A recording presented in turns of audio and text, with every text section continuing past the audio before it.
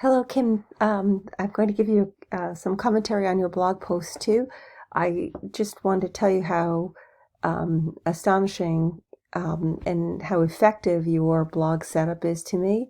Making up our minds. This is my world. You're just reading it. What a wonderful tagline or start for the blog. Grammatically, though, over here you'll see you might want to put a semicolon there or another period, but I think it's just so effective and so dramatic the way that you've made this. All right, let's take a look at blog post 2, the English equation. You're making me smile already. So what I'm going to do is tell you a few things and then hand it back over to you for your consideration. All right, the creation of the English language, what a wonderful mess. It is known to be one of the most difficult languages to learn, and looking at the vocabulary we have accumulated over the century makes that overly apparent. According to Bill Bryson, words are created and changed by means of addition, subtraction, invention, borrowing, and error. And I think that right here, before the period, I would have put a cite, okay, because you are using Bill Bryson and you should credit what page and which text. He's written quite a number of books. These happen every day. These changes probably, right, happen every day, and most people have probably used one of these to create a word, whether they recall, maybe you've dropped a verb here, recall doing so or not.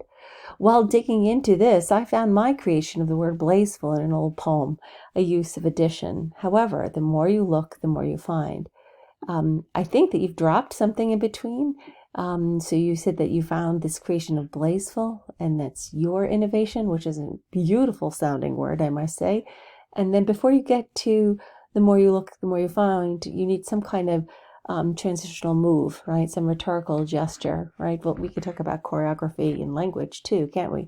So something that goes between a sentence, a small sentence that leads the reader from your choice to add to the language, to invent something, and then this business of looking and finding.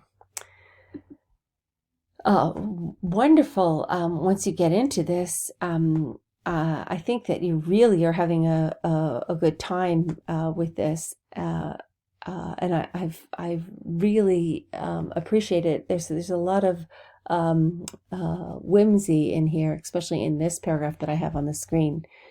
And you notice that I use the word whimsy. I like the way that you are playing, and that the way that you are appreciating these words that you're using. So the other type of word creation that piqued my interest was error. This is something I've come across a lot because my family does not let anyone live anything down. Okay, and so it's a wonderful familial moment for us to share with you. Just from childhood pronunciation mistakes, we now call slippers boopies, sleeping bags beeping bags, and bathing suits baby doots. Well, it isn't a national phenomenon to say baby doots. This is something that probably happens in many families and comes up on a societal level more than realized. So take this come out. And I think you are absolutely right. Like, these are the things that change. And then you give the examples from Bryson, certainly, that are making all of this quite apparent. Words are created constantly, and we have more than we could possibly use to pick from. Yet the choices of words that live in English currently seem to be arbitrary. Like I said, it's a mess. This seems to be a bit of a run-on sentence. I'd split it up slightly. You are a lot of fun to read, let me just say. I appreciate this. All right. Thanks for your hard work.